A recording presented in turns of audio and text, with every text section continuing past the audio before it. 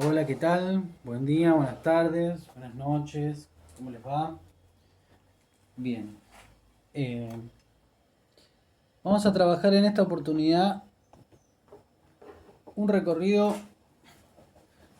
más o menos general de lo que es la elaboración freudiana de la psicosis. Vamos a hacer un recorrido medio rápido sobre lo que es la elaboración de Freud y la pregunta de Freud por la psicosis a lo largo de toda su obra. Eh, Resumiéndolo en tres momentos. Un primer momento a la altura de 1895 a 1896, como dice ahí, un poco desordenadamente, porque bueno, debo confesar que había grabado un primer video que se cortó en un momento que yo no me di cuenta y avancé con la clase. Pero bueno, vicisitudes que uno se encuentra haciendo esto. Les decía, tenemos un primer momento de lo que es la elaboración y la pregunta de Freud por la cuestión de la psicosis. Hay una pregunta que recorre toda la obra de Freud, que nosotros vamos a resumir en tres momentos, que es acerca del mecanismo específico que operaría en la psicosis respecto a lo que es la formación de síntomas. Y tenemos un primer abordaje de esta cuestión por parte de Freud a la altura de 1895 y 1896, que yo les marqué en dos textos fundamentales de este primer momento, que ven que es anterior a 1900, anterior a Interpretación de los Sueños, que es de ese tiempo, que es la obra inaugural de Freud.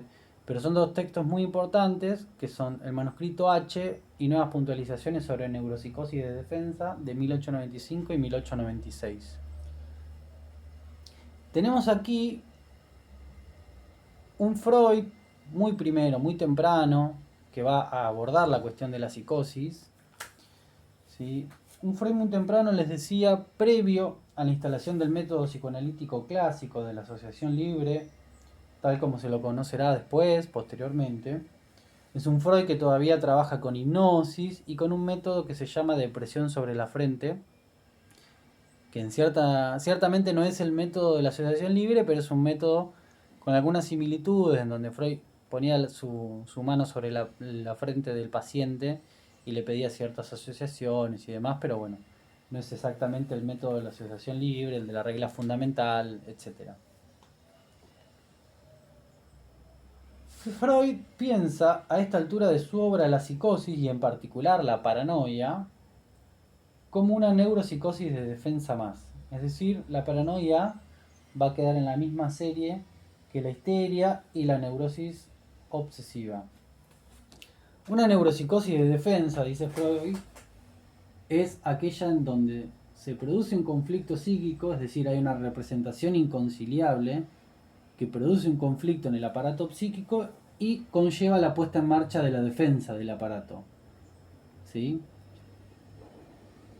Se produce lo que es la represión de la representación inconciliable y el afecto ligado a la representación va a tener cierto destino y en función del destino, va a decir Freud, es que tenemos determinados mecanismos de formación de síntomas y justamente en función del destino de ese afecto tenemos producción y mecanismos, producción y síntomas distintos. Por ejemplo, entonces, si la representación inconciliable se reprime y vía la defensa el afecto de esa representación pasa al cuerpo vía el mecanismo de conversión, tenemos los síntomas de la histeria, dice Freud.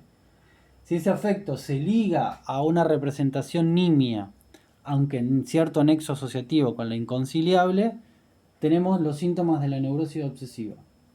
¿Sí? Y ahora vamos a ver qué sucede para la paranoia, que queda incluida dentro de la serie de neuropsicosis de defensa, pero lo que va a distinguir a cada una justamente es el mecanismo de formación de síntomas.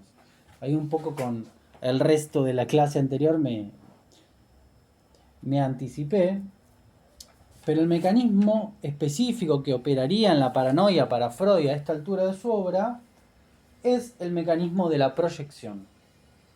¿Sí? Freud va a decir que vía proyección, vía la operatoria del mecanismo de la proyección, tenemos, luego de la producción del conflicto psíquico, el los síntomas de la paranoia. Lo cual, pensarlo en estos términos, ya introduce un primer problema. ¿Cuál es ese primer problema? Que el mecanismo de la proyección opera siempre.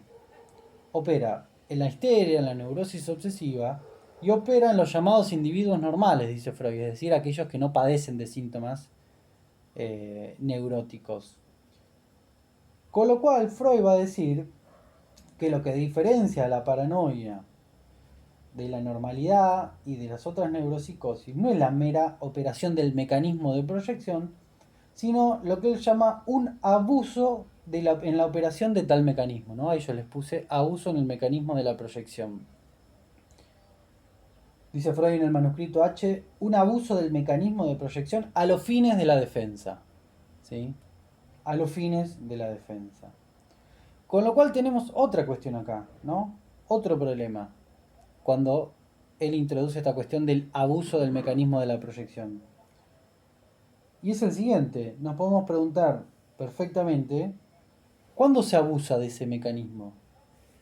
Es una cuestión cuantitativa, gradual, digo, es muy difícil establecerlo en los términos en los que Freud está planteando cierta rigurosidad para pensar las neuropsicosis de defensa. ¿Cuándo hay abuso del mecanismo de proyección? Y en parte esta cuestión es la que va a llevar a Freud a dejar de lado el mecanismo de la proyección como aquel mecanismo específico en juego en la formación de síntomas en la psicosis y en particular en la paranoia.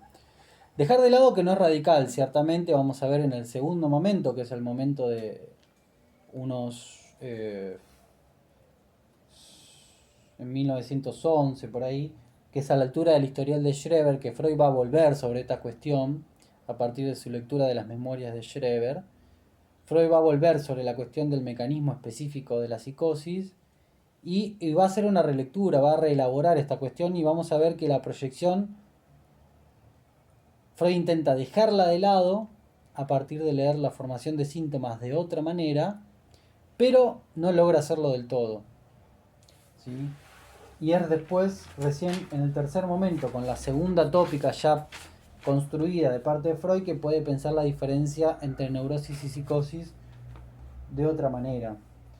Porque, bueno, vale recordar que no hay una diferencia estructural entre neurosis y psicosis, y menos en este tiempo, pero sí hay una diferencia entre cada una de las neuropsicosis, como les decía, a partir del mecanismo de formación de síntomas. Bien. Dejo aquí esta primera parte del video para pasar al segundo momento freudiano, así que bueno, voy a borrar acá un poco el pizarrón y vuelvo a escribir con las cuestiones referidas al segundo momento de la elaboración de Freud.